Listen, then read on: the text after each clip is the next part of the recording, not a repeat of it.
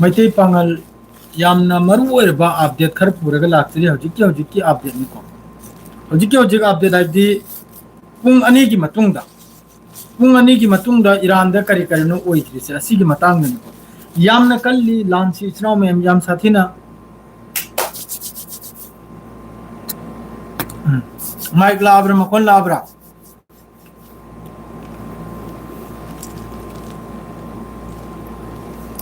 नहीं की थबुक खुचिन सिदी हायरेगा मक हाइनिंगा लेते ब्रो में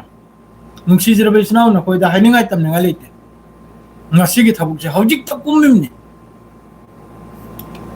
hojik ta duty dagi kum threglega live ta direct thokla imni tab khare khar live se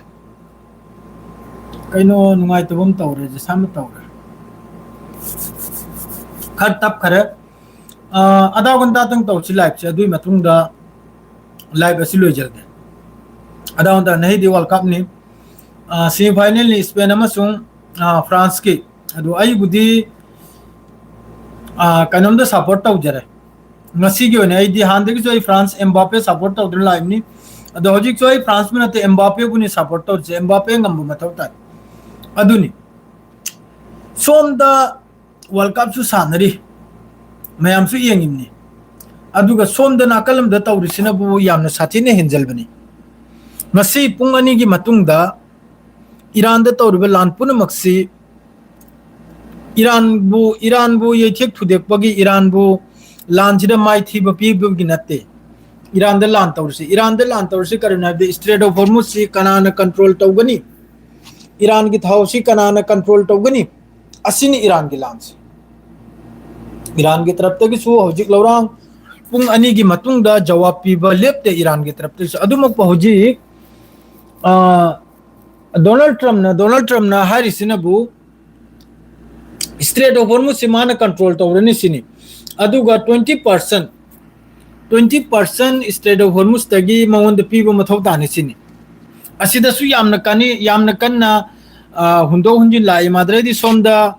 wangchuk hari se hojiki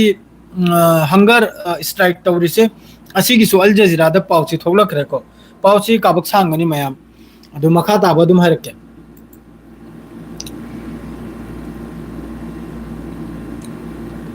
hojikta anouba hojik pauda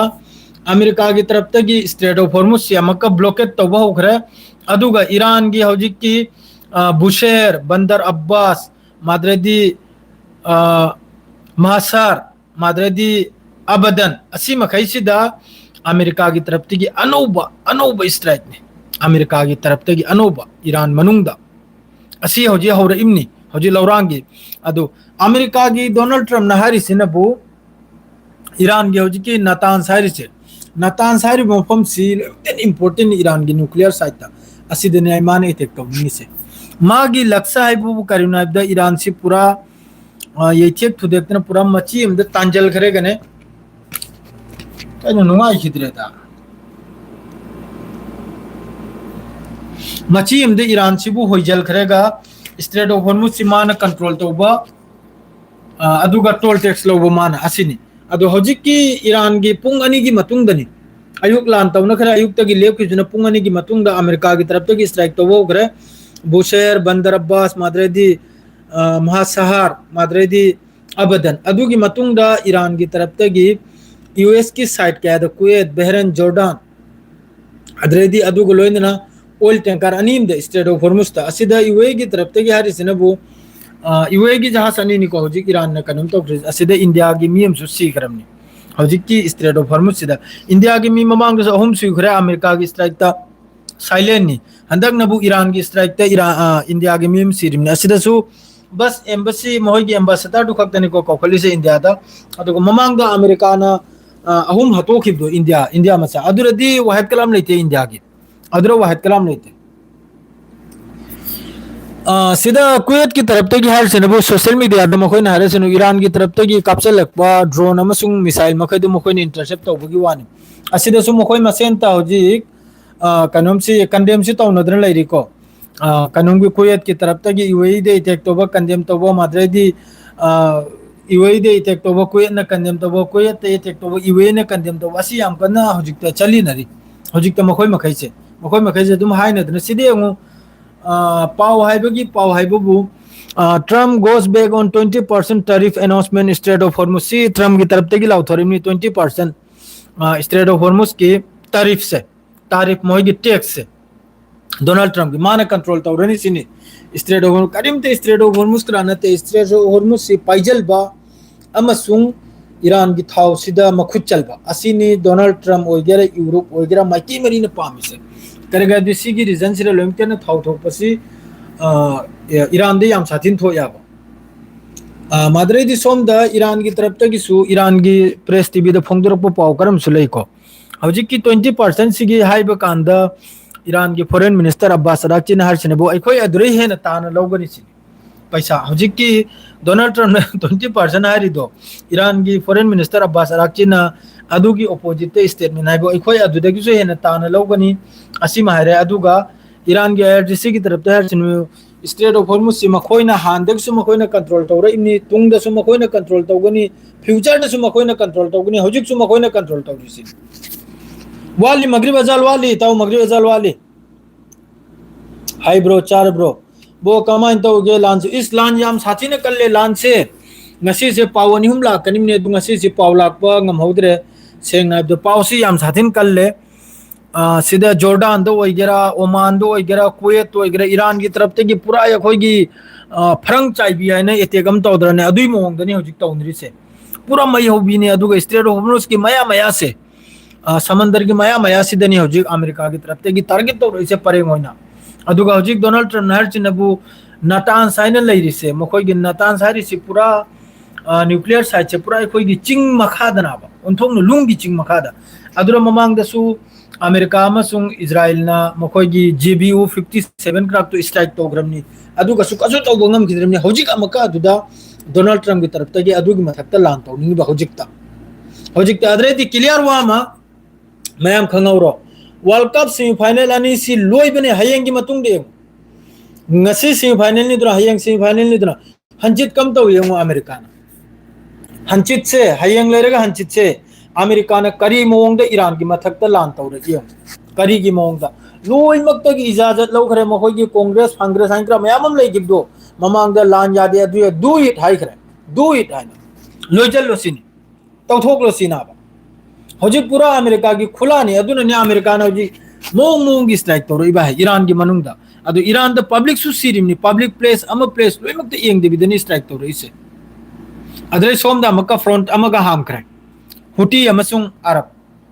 हुटी की तरफ ते किसु हौ खरमनी अदुगा सऊदी की तरफ ते किसु हौ खरमनी से अनौबनी असिजु हुटी की मोहि की अंसारुल्लाह मूवमेंट की मकोक तो न जे हायरक खरमनी बाप अल मंदी रेड सी सिसु यामना हो जे खतरा ने रेड सी से रेड सी सिदे की ना हो जे थाव तेलम म पुथो पुजिन तो सिदो सो जे बेरा ना बा स्ट्रेट ऑफ होर्मुज पिरि समसु ईरान की तरफ ते की टोटली क्लोज नी अदुई मथकता अमेरिका ने सु ब्लॉक तो जले सोम द रेड सी अमका यमन की तरफ ते की करे गई दी यमन ने तौगनी करे गई दी करी की तौनी है दी होजी यमन द कसुलै तब द फ्लाइट अमा तागाइन तो बकान द ताहन द बिदा होजी की अरब सपोर्ट तो ग्रुप तो ताहल की तरह अदुई मतुंग द अमका यमन की सना द एयर स्ट्राइक तो अदुई मतुंग द हुती की तरफ ते स्ट्राइक तो रखरमा द हुती की कराय देता है रेड सी देता है दौरम दुदार रेड सी सीधे की होजी फौदा अरब मकई की थाव से चल याबा सऊदी ओरगा अमो ओरगा असी हमको थिंजल खराना होजी तांग दौरम याम साथी न पोचै तांग दौरम याम न साथी न असिदा आईआरजीसी की तरफ ते की याम कन्न स्टेटमेंट सी पीरी मतम लैरी होजिक सु ज्ञान ताहोग्रा है ना डोनाल्ड ट्रम्प करे गबदी याम न चाउन फिफम से याम न चादरे फिफम से मिडिल ईस्ट की फिफम वायंग सुपचा चादे मिडिल ईस्ट की फिफम सुपचा चादे मिडिल ईस्ट की फिफम सुपचा चादे अदुगा होजिक की ईरान की लो मेकार मखै की डिमांड सी कैनाबदा इन तौरोसिनी इस्लामाबाद ता हाइने की एमओयू दो एमओयू सी लोय जलखरो अदुगा रिवेंज लैखिद्रबा ईरान की लुचिंग बदो अदुगी बदला लोबा असीनी मखोय की होजिक की ईरान के होजिक की लो मेकार मखोय की पार्लियामेंट दा होजिक नैनिरिबो वापम से एमओयू इस्लामाबाद ता इरानियन लो मेकर डिमांड इनटू इस्लामाबाद एमओयू वो रिवेंज टू मर्टियर लीडर सीखिबे लीडर दु की बदला असी दरकार होय रेसिने मदरे दी सोमन हमका ईरान की तरफ से डिलीवर हजी कापख्री से पावरफुल से कराई कराई दोनों थमजलग्री से कुवैत ईरान की तरफ से कापख्रीमनी असिदा मखोइना सिजनखरी से करिनो फिलिस्तीन नते खुर्रम शहर मादरई दी फते 110 असी मखैजी सिजनखरीमनी ईरान की तरफ से हजी स्ट्राइक तो बसिदा गल्फ कंट्री मखैजी सिरे यंगु लोइमक्तेन नुंगाइता बाइबु लोइमक्तेन नुंगाइता अमेरिका की सिरे करिमता नुकसान लेते दो अमेरिका की करिमता नुकसान लेते इजराइल की करिमता नुकसान लेते ईरान की तरफ से अटैक तौर सीरीसी करोम गल्फ इस्लामिक कंट्री में की मींगने सिदा शहीद होरी से सिदा अमेरिका की करिमता नुकसान लेते इजराइल की करिमता नुकसान लेते बहरन दसु IRGC की तरफ से बहरन की हौजी की फील्ड हारी से बहरन एयरबेस अमसुंग जोर्डान दा IRGC की तरफ से हौजी लौरांगी पावनी से हौजी लौरांगी पावनी फील्ड अमसुंग मादरे जोर्डान दा ईरान की तरफ से मिसाइल कापचल खरी से हौजिकता असिदे याम साथीना मखोइना टारगेट मखै जो डिस्ट्रॉय तौबगी वानी ईरान की तरफ से हर से अदुगा मखोइगी फील्ड की एयर कंट्रोल राडार अमसुंग सीराम अर्ली वार्निंग राडार सिस्टम असि मखै सिदा अटैक हिट होइबगी वानी ईरान की ड्रोन अमसुंग ईरान की मिसाइल मखै से अदुगा सिदा मखोइना कनों की सैटेलाइट की इमेज खरम जो थोड़ा खरे को सीजू प्रेस टीवी देगिनी satellite footage show the aftermath of Iranian strike on Jordan Prince Hassan air base सिदसु ईरान की मिसाइल सिना हिट होइरुबगी वानी मफम मफमदा ईरान की तरफ तगिसु तौरिसे जिस तरह मखोइने तौरपदे ईरान दा नुकसान होइदुम ईरान न तौदसु मखोइगी मफम कयादा नुकसान होइरने अदु लानसी दिने अमेरिका की तरफ तगिसु नुमित चुप्पा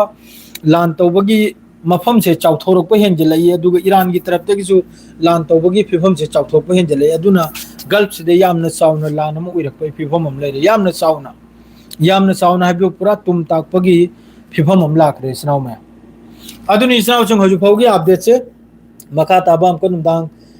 पुंग निपाल मपल गदुम अपडेट यादि पोदन लाखने अदु ngasi वर्ल्ड कप से ngasi फ्रांस न ngमनिमनी सियार ग लोजरगे ngasi की लाइव से सुवासिदा अस्सलाम वालेकुम बाय।